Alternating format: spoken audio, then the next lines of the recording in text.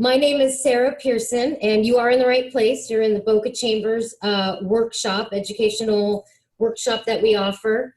The topic for this particular educational workshop is PPP Loan Forgiveness, step-by-step application process. And I feel like we were in this spot maybe 4 months ago when we offered this educational webinar to our members on how to apply for the PPP loan. And we had Daszkal Bolton come and speak.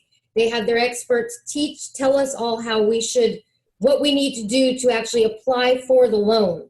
And now, months later, we have them back to help us apply for the forgiveness piece. And, you know, I had the opportunity to have a sneak peek at the slides. And I'll tell you, the information that we're going to hear today is extremely valuable.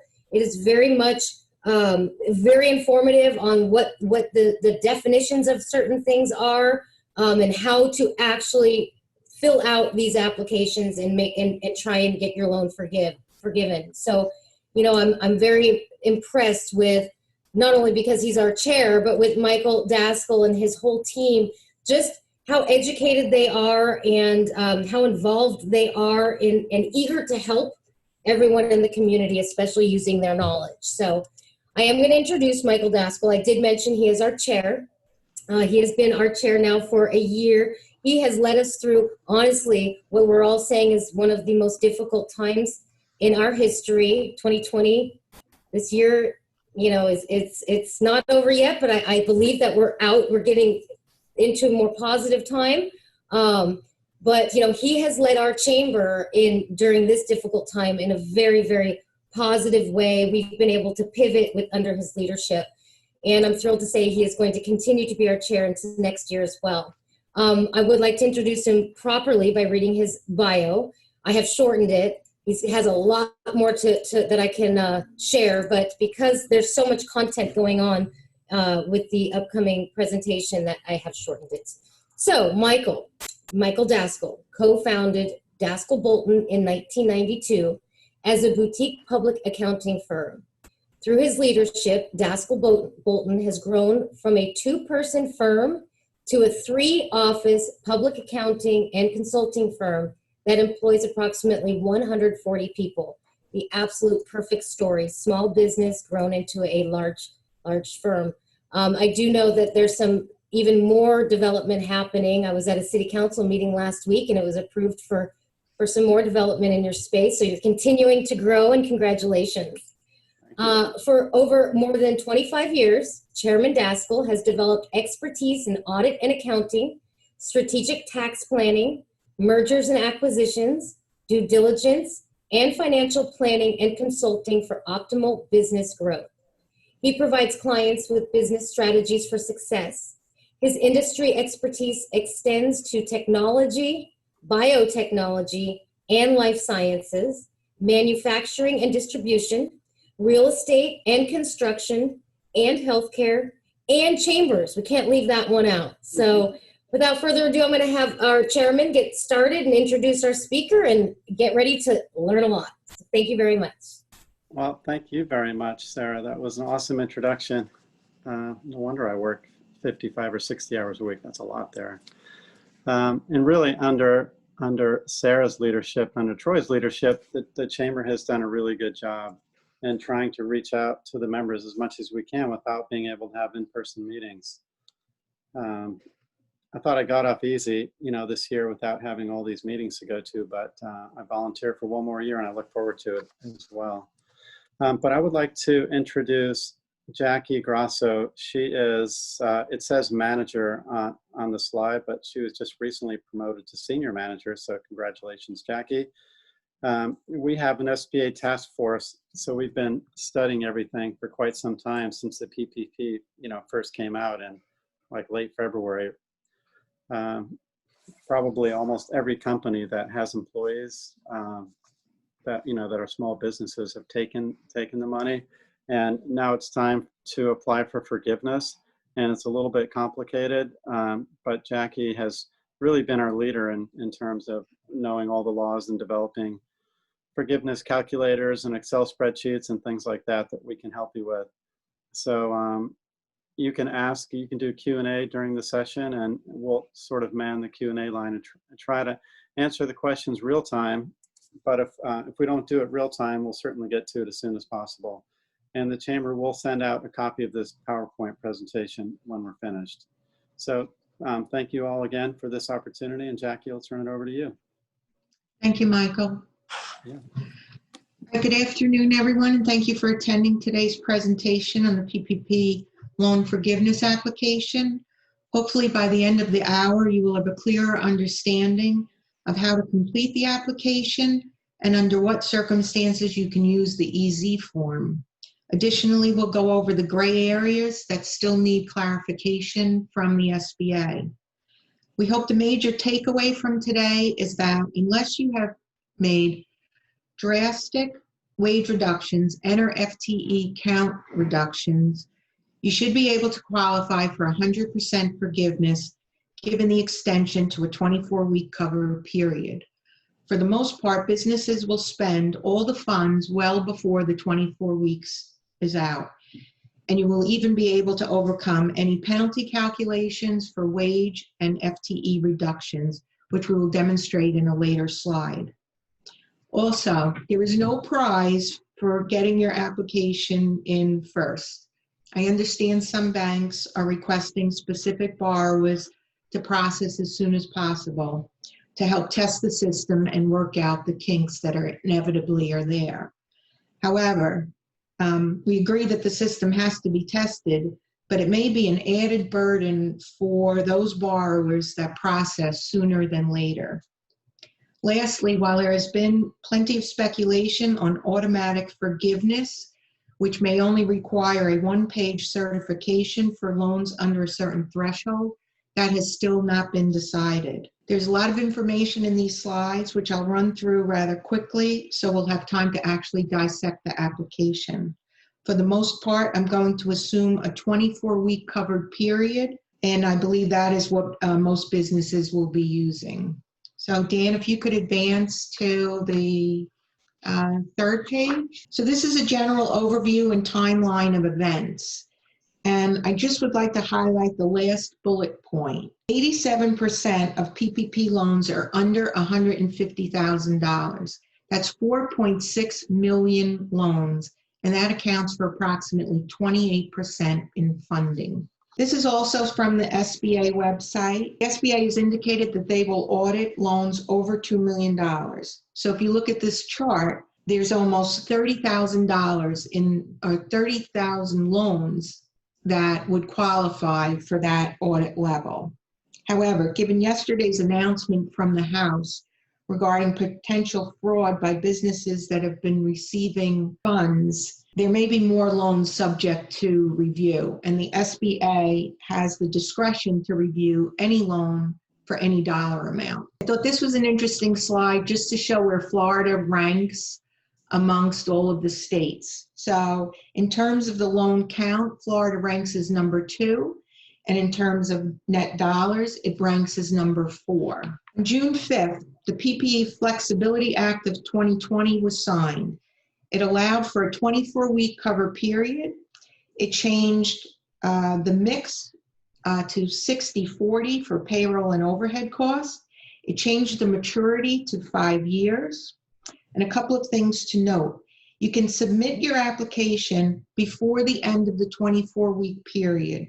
However, you would have to account for a greater than 25% wage reduction for the entire 24 weeks.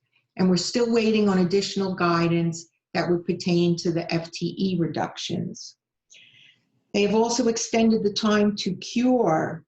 You now have until 12/31 to cure FTE and wage reductions. The deferral payment period is extended to the date the SBA remits the portion of loan forgiveness to the lender. If partial forgiveness is granted or full forgiveness is granted, less the SBA's offset of the EIDL advance, payments begin following the lender's receipt from the SBA. The lender has 60 days from receipt of a complete application to issue a decision to the SBA, and the SBA has 90 days to issue payment to the lender. Interest begins accruing during the time between the disbursement of the loan and the SBA remittance to the lender. But if you get full forgiveness, there is no, you don't have to pay the accrued interest. The Act also added 2 safe harbors for Fte Reduction Exemptions. Both are date-specific in nature. The first is if you were unable to operate at pre-215 levels because of compliance with HHS, CDC, or OSHA. And that would be between 215 and the end of your covered period. So this would probably pertain to restaurants, bars, theaters, and so forth. The second safe harbor is if the borrower had a reduction in FTE levels beginning February 15th and ending April 26th, and then restored the FTE level that existed for the pay period, including February 15th, and did that restoration by no later than 12/31/2020. But it's important to note that if you don't qualify for either of these safe harbors, there are other ways to recover FTE reductions. The covered period, I think we pretty much all know this, there's 2 periods. You either have 8 weeks, which is 56 days, or you have 24 weeks, which is 168 days. Only borrowers who received the loan prior to June 5th can elect the 8 weeks covered period. There's also the alternate payroll covered period. This was initially intended for administrative convenience. It begins on the first day of the first pay period following the loan disbursement. You have to either be a biweekly or a more frequent payroll. Given that there is now a 24-week covered period, it's probably not necessary to make this election. However, if you do, you must use that same period for all payroll costs. So that would be for your health care, for retirement, and so forth. Payroll costs would include the payroll costs that are paid and payroll costs incurred, but yet to be paid during the covered period. You can include those incurred costs as long as they are paid by the next regular payroll date. For non-owner employees, there's a $100,000 annualized limitation on cash compensation. That includes wages, tips, commissions, bonus, hazard pay. It is prorated for your specific covered period. If it's 8 weeks, it's $15,385. For 24 weeks, it's $46,154. Now, there is a question as to whether you can use the full amount if you submit before the end of the 24 weeks.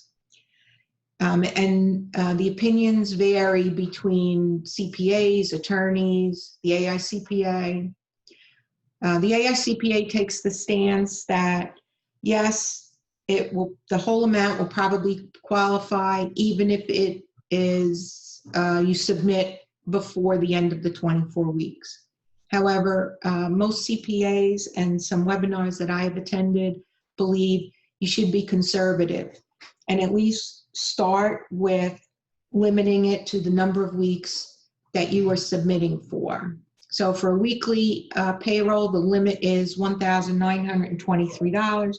For biweekly, that's $3,846. So if you submit in, let's say, week 10 of your covered period, that would be a little over $19,000 for those employees that have the annual compensation over $100,000. You can also include in payroll costs the employer portion of your group health care benefits. That includes dental and vision. You can include the employer portion of retirement benefits. There are specific rules that apply to owners for both of those situations. And in addition, you have to exclude any portion paid for either of those benefits that are outside the applicable period. You can also include payroll costs that are state and local taxes, which are predominantly unemployment taxes. For owner employees, self-employed and general partners, maximum compensation, if you're using 8 weeks, it's the lesser of 8 weeks of the 2019 compensation, or $15,385, For 24 weeks, it's the lesser of 2.5 months of the 2019 compensation, or $20,833. It must be allocated for all businesses in which there is an ownership stake. You can exclude an ownership stake in a C or S Corp if it is less than 5%. So in those instances, that owner would now be treated as a non-owner employee subject to the limitations, the $100,000 and so forth. To date, there's been no mention of aggregation rules for related party cash compensation. For non-cash payroll costs, it is dependent on the business type. For C corporations, you can include the employer contributions for health insurance. As far as employer retirement contributions, that's capped at 2.5 over 12 of the 2019 retirement contribution. For S corporations, you exclude the employer contributions for health insurance for 2% or greater owners. And the retirement cap is the same as it is for C Corps. For self-employed Schedule C filers and general partners, you exclude state and local taxes, you exclude healthcare, and you exclude retirement costs. Non-payroll costs covered during the covered period and incurred during the covered period, as long as it's paid on the next regular billing date. I think we all pretty much know what these are: the interest, rent, utilities. You should note, though, in terms of these overhead costs, you exclude amounts attributable to the business operation of a tenant or a subtenant. Rent paid to a related party cannot exceed the mortgage interest owed on the property during the covered period, and mortgage interest payments to a related party are not eligible costs. Now, for purposes of the application, you're only going to include the costs for which you are seeking forgiveness. You don't have to include these non-payroll costs. You could just limit it to payroll and the payroll associated costs, because in most instances, again, businesses will be able to fully utilize the funds just for payroll. There are FTE reduction exceptions. So this is different than the safe harbor. These are exceptions that you could add back to your FTE count. You can include for those individuals where you've made a good faith written offer to rehire an individual who was an employee on February 15th, and you were unable to hire a similarly qualified employee for this unfilled position on or before December 31st. There is also an exception for any positions for which the borrower made a good faith written offer to restore any reduction in hours at the same salary or wages during the covered period, and the employee rejected the offer. Please note that for both of these two scenarios, you have to inform the state unemployment office within 30 days. You also get an exception for employees who during the covered period were fired for cause or voluntarily resigned. Please note, though, that these exceptions are specific to the time periods noted. So for an example, an employee who voluntarily resigned after February 15th, but before the start of the covered period, would not be counted as an FTE exception. However, the rehire rule could apply. For the wage reduction, the borrower's forgiveness could be reduced for salary and/or hourly wage reductions greater than 25% during the covered period as compared to the first quarter of 2020. Now, it's important to note that an employee who earned an annualized salary over $100,000 during any one pay period in 2019 is excluded from this computation, even if that employee's salary or rate was reduced by more than 25%. So for an example, if you have a biweekly payroll and employee A received their regular gross pay of $2,000 plus a $2,000 bonus for payroll week 49 in 2019. If you annualize that salary, it is greater than $100,000.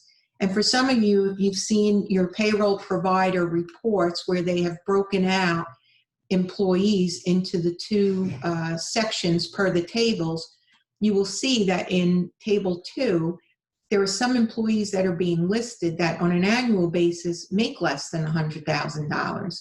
However, because of this definition, you are allowed to include them in Table 2 and not subject them to the wage reduction. Also, for purposes of this calculation, the borrower only takes into account decreases in salary or wages. You can exclude from the first quarter additional compensation such as bonuses or commissions. Wages that are reduced because of a reduction in hours and not salary or their hourly wage are not considered reductions in wages, but rather reductions in FTE counts. So for example, if you had a full-time employee that had a weekly salary of $1,000, but during the covered period, you reduced their hours to 20 with a corresponding salary of $500. This is not a salary reduction. You have reduced their hours. So therefore, it is a reduction in your FTE count. It takes you from 1 to 0.5. There is also a safe harbor test which pertains to the wage reduction, that wage reductions that occurred between February 15th and April 26th. Again, it is specific to that time frame. And the safe harbor is met if the level of annual pay or hourly rate as of February 15th, 2020 is restored by the earlier of December 31st or the date the application is submitted. As far as required documentation that you will submit with your application, it is proof of your cash compensation paid out. So that's going to be either from bank statements or perhaps your third-party payroll service provider reports. Tax forms such as 941s, your RT6s, or your unemployment forms if you're outside of Florida. The interesting thing to note is they say payroll tax filings reported or that will be reported. So not really sure what you can submit for the third quarter because you may not have reached the full period in your covered period during that third quarter. It may be before. So your third quarter reports may not even be ready. So perhaps there's going to be some mock reports that the payroll companies will be able to create to satisfy this requirement. And additionally, you would show canceled checks, credit card statements, and so forth. If you're using Form 3508, next slide, Dan. Thank you. You have to show your documentation for the FTE. So you have 2 reference periods that you were able to choose from. And this is if you're not eligible for the safe harbors. So your first average period was between February 15th of 2019 and June 30th. Your second look back period is January 1st, 2020 to February 29th of 2020. And basically you look at your average full-time employees for each of those periods and you choose the period that has the lesser amount of FTEs. And then that gets compared to your average FTEs during your covered period. Third-party payroll providers are able to produce much of the reports that are required on these applications, but they need to be carefully reviewed for accuracy, such as the limiting of owner compensation, and also for the FTE exceptions that you can include in your average FTE counts. So you may have to tweak their reports. You cannot just submit them as is. Required documentation for the non-payroll costs. So it's going to be your amortization schedules, canceled checks, lender statements, copies of invoices, and so forth. Documents that you have to maintain but are not required to submit. So this is basically the backup for your payroll calculations and for both of the tables. So for the employees that are under the $100,000, for the employees that are over the $100,000, how you came about your FTE calculations, how you came about your salary and wage reductions. You also have to maintain documentation regarding employee job offers and the refusals, firings for cause, voluntary resignations, and also the inability to hire similarly qualified employees for unfilled positions. I'm not quite sure what kind of documentation you show for that, but you should have something written in your files. You also need to show documentation that supports the certification if you were unable to operate between February 15th and the end of the covered period because of compliance with the requirements of the HHS, the CDC, and OSHA. And finally, you need to have documentation supporting if you are using the Fte Reduction Safe Harbor too. You also have to maintain all records relating to your PPP loan as noted below. You must retain all such documentation in your files for 6 years after the date the loan is forgiven or repaid in full. So the next slide addresses the 3508 EZ form. Dan, can you advance, please? Thank you. So to use this form, the borrower must meet and certify at least one of three. I'm sorry, can you go back, Dan? Thank you. So you must be meet and certified at least one of three criteria. So the first criteria is the borrower is a self-employed individual, independent contractor, or sole proprietor, and you have no payroll. Your second criteria, and you have to meet both requirements. So the first requirement is that you did not reduce salary or hourly wages by more than 25% in the covered period compared to the first quarter, and that you did not reduce the number of employees or the average paid hours of employees between January 1st and the end of the covered period. So that's kind of interesting that in this situation, they're actually going back to January 1st.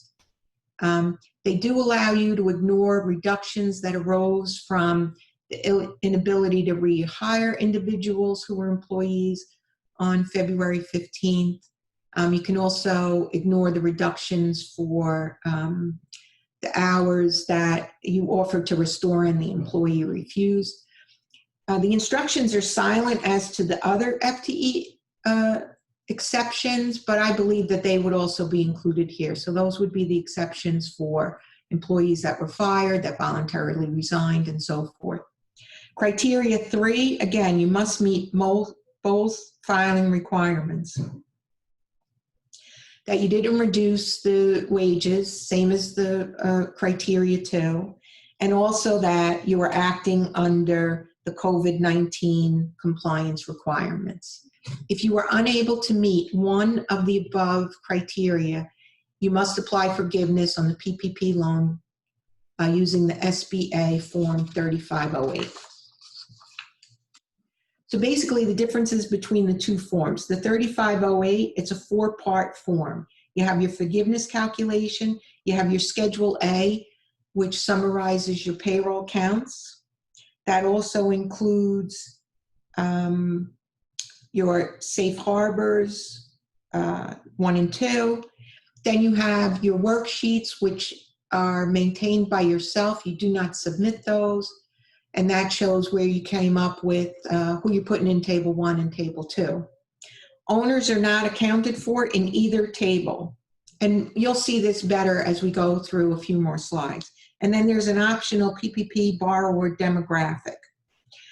The EZ form has 2 parts. You have the calculation and you have the demographic information. So clearly, it's less information that you're filling out on the 3508 EZ form.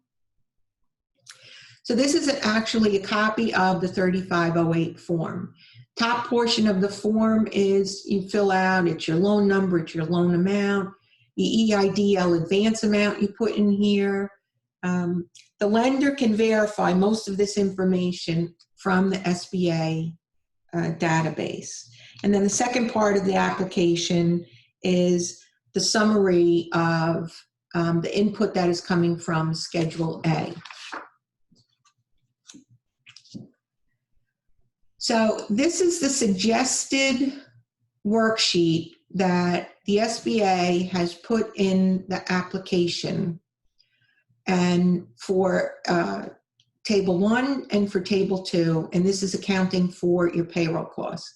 So included in Table 1 would be employees who were employed at any point during the covered period, whose principal place of residence is in the United States, and who received compensation at an annualized rate of less than $100,000 or less. So again, this goes back to that whole, if one pay period put that employee over $100,000, they are not included in this table, they are included in the Table 2.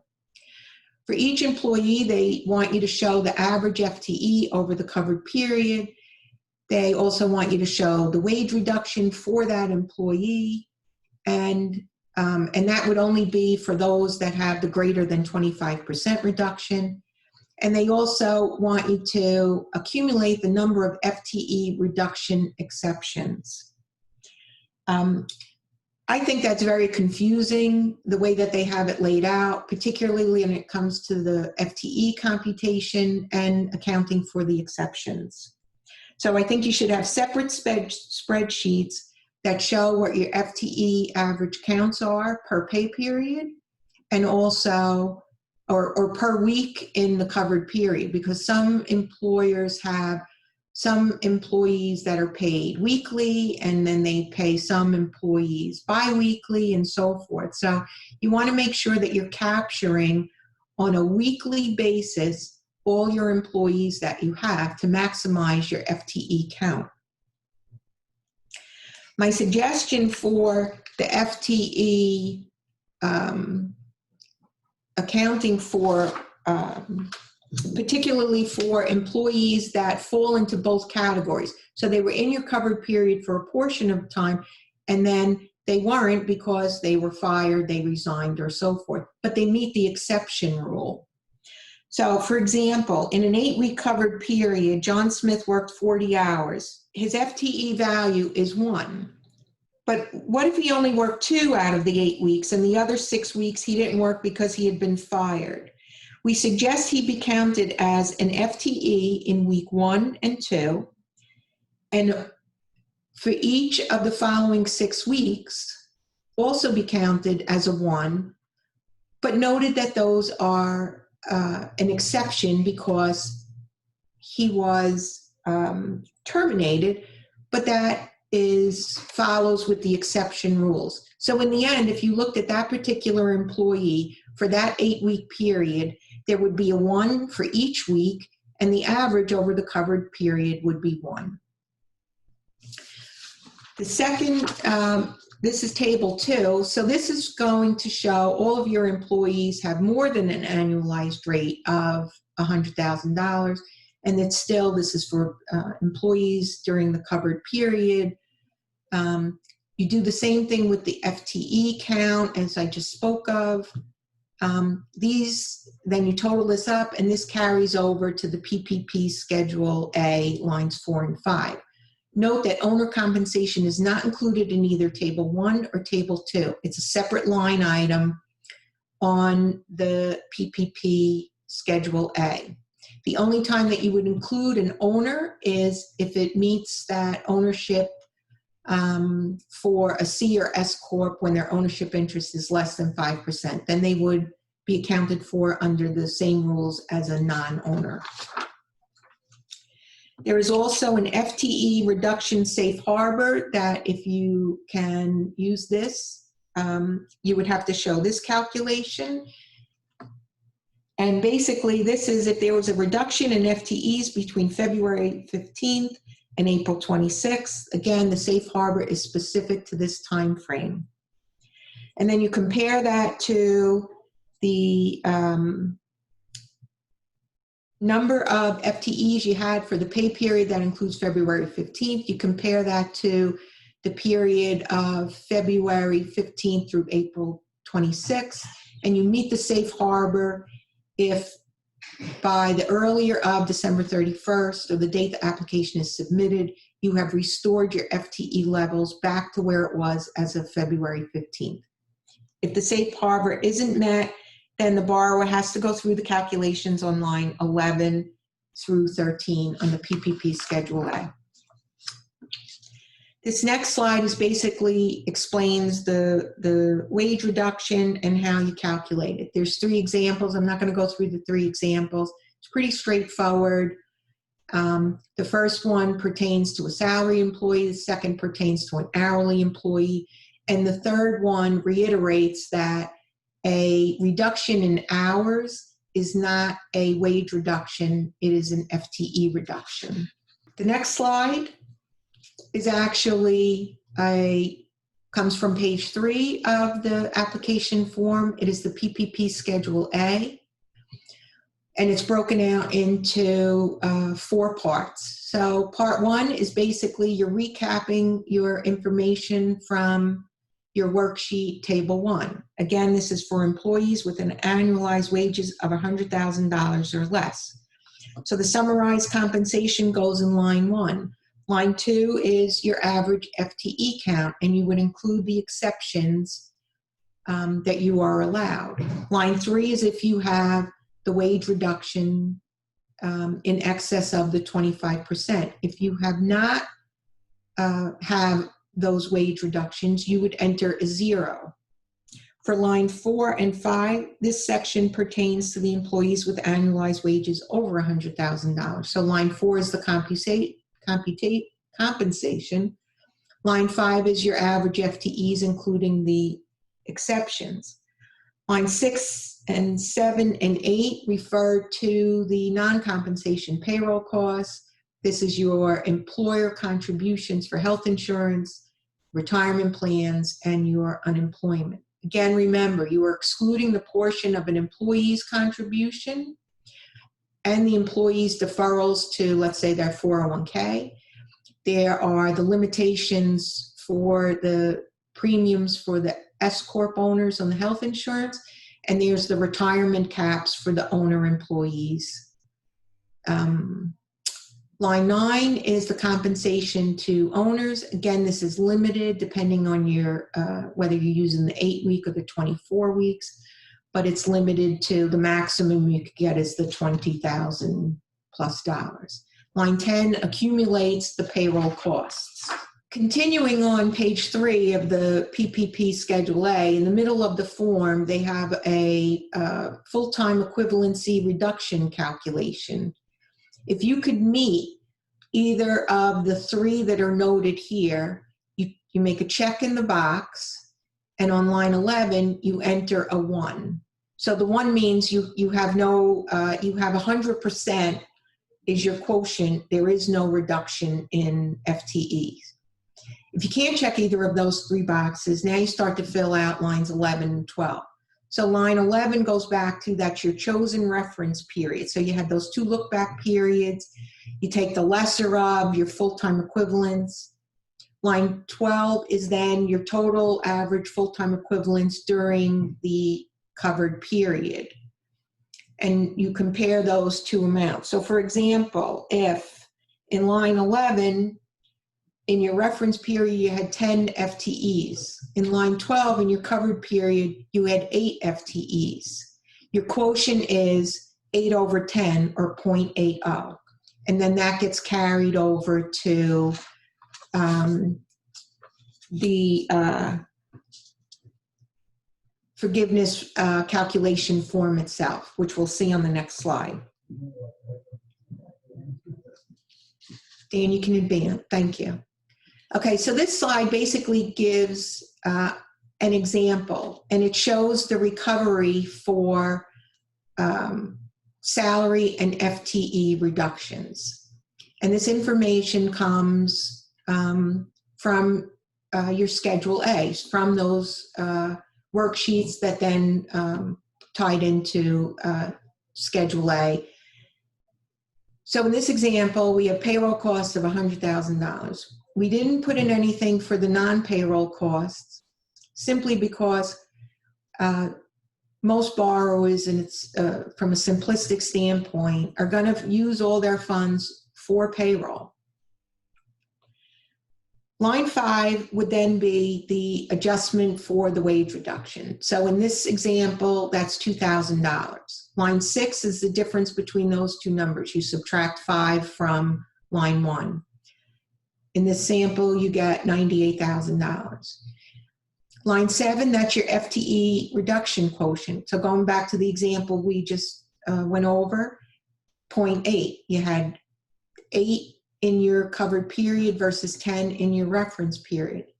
You multiply that quotient by the amount on line 6, which gives you your modified total. So in this instance, the modified total is $78,400. So that's the amount that you spent on payroll costs, less the reductions for FTE and safe harbor. The next line, line 9, you put in your loan amount. Line 10 is just to show that you use the funds for at least 60% of payroll. So for most borrowers, that number's not even going to be a factor. So the final line is line 11, and that's where it gives your forgiveness amount. So it is the lesser of lines 8, 9, or 10. Line 8 being your modified total, so what you spent less the penalties for your reductions. Line 9 is the loan amount. Your forgiveness can't exceed the loan that you had. So this example actually shows that even though you had FTE and wage reductions, you still were able to obtain full forgiveness. The difference is you just may have to extend out a little further in the 24-week period to overcome those wage reductions. The next page is just a certification that is part of the application process. You initial for each section. I highlighted the section because it does specifically put the safe harbors in here, and they want you to certify that you are meeting those safe harbors. The next page is just the optional demographic page. The next page is what the EZ form looks like. Top section of the form is similar to the regular form. You do not have any lines for the salary reduction or the FTE count reduction, only because you can only use this form if those situations didn't exist. So it's not applicable to this form. This also has a certification where you're going to initial, and again, it highlights and it adds specifically the safe harbors that you are certifying to that enables you to use this form. And then the last form for the EZ is the demographic. So I know that's a lot of information. You should rely upon your payroll companies to assist with the reports.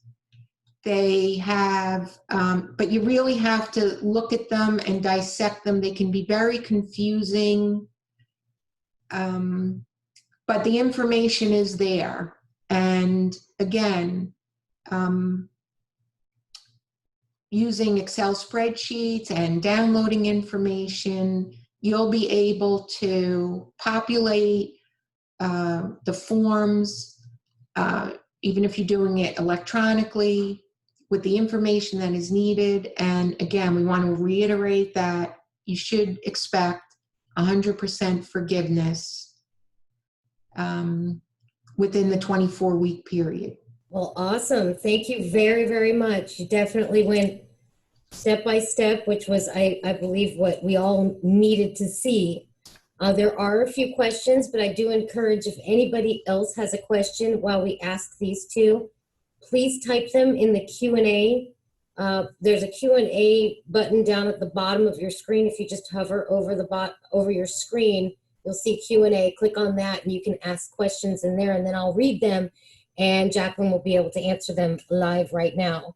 So the first question that somebody has asked is, for self-employed business owners, please elaborate on specific rules and limitations that apply to counting the owner's share of group health insurance premiums and employer retirement plan contributions made on behalf of the owner. Okay, so I think if the owner is self-employed, so if they are filing a Schedule C or they are a general partner, they do not include their costs for health insurance or retirement. Their situation is a little bit differently. They were funded not based on payroll, but on their self-employed earnings, which is net of their retirement and health insurance. For owners that are S Corp or C Corp, then the rules for, if you are a C Corp, you get the full deduction, or you can take as an expense, if you can take as an expense the health insurance premiums, the employer's portion of the health insurance premiums. For the retirement, you're limited to 2.5 over 12 of your 2019 employer retirement contributions. For S Corps, it's the same for your retirements. That's 2.5 over 12 of your retirement your employer's retirement contribution in 2019. But for purposes of health insurance, you do not include those as eligible costs. Okay. All right. Well, thank you very much. The next question, what is the easiest way to know which form you need to submit? 3508, 3508EZ. Is there an easy way to know, choose the EZ? Are most businesses in that group? It's a business by business evaluation. There is on the SBA website not only the forms, but also the instructions with the forms. And for the EZ form, there is a checklist, and it lists out the 3 criteria. So basically, if you are self-employed, a sole proprietor, you're filing on Schedule C, as long as you did not have any employees, you're going to use the EZ form. So that's a given. The next would be, you can use the form if you didn't have the wage reductions, you didn't have the FTE headcount reductions, or you had the reductions, but it was due to meeting the COVID-19 compliance requirements. Now, and that's the requirements that were federally mandated and that the state is following. So it's not, you chose to close, it's that you were forced to close. And if you meet that condition, then again, you can use the EZ form. Awesome. Okay. All right. Next question, what does a 1099 do? Do we have the taxes we have to pay as reductions? We don't have a regular wage. Sarah, can you hear me? Yes. Oh, yeah, no, I think if it's just a 1099, they would have gotten the EIDL and not the PPP. Right. Right. The person that asked that question, if you want to be more specific, you might have, yes, gotten the EIDL loan. So you can type that in and we'll get back to that question. And next question, the cap for compensation, 8 weeks, is $15,385. However, this is based on a 52-week or 26 bi-weekly pay period. If we pay 24 pay periods or average is higher, do we still have to use the $15,385 max? Yes. So that's the max no matter what. The max are no matter what your, how often your pay period is. Okay. And then okay, let's see, was the EIDL loan, somebody said that EIDL loan, not sure what that is. I'm a realtor who lost business during COVID and I am a 1099 employee, or 1099. So do you guys want to quickly just talk about the EIDL loan real quick? The question is, did they get a PPP loan? And if they did get one, that's well, I think this is someone else that's asking about, that this person is a realtor who's a 1099 and is not sure what an idle loan is in the first place. Well, I'm not sure. Well, I'm not sure what exactly the question is. Idle loan was the original emergency SBA loan that sole practitioners like a realtor who's a 1099 would have been eligible for. So that's one issue. If they, assuming this person doesn't have any employees, so they likely did not get a PPP. So if that's the case, then they wouldn't be eligible for forgiveness because there's no loan. Well, they could have gotten a PPP though if they applied as their own self-employed and they're filing on a Schedule C. So that was a later, in the beginning there was confusion over that, but then it was that sole proprietors, self-employed, could apply on their own for PPP money. And those are the businesses that would be able to use the EZ form. Yeah, we just don't know whether she got that or not from there. Well, and we can share that, whoever's asked these questions, we can share your information, contact information, and maybe you guys can talk offline because it's an anonymous person. So we'll follow up with that person. But other than that, I believe all of the other questions were answered. I do know that there were a few answers or questions that our chairman answered while the publication or while the presentation was happening.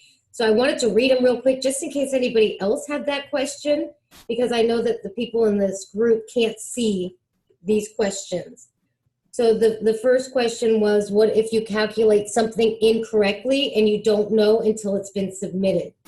Which, you know what, that is a great question. And I'm sure there's more than one person that had that thought.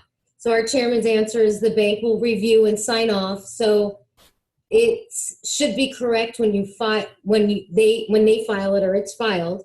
You can also show your CPA to review if you like prior to filing. So basically it needs to be reviewed before it's filed. And then the second question is, could the loan forgiveness get rejected? And our chairman said it's a mathematical formula. It's not subjective. Lots of rules as well, generally should not be rejected.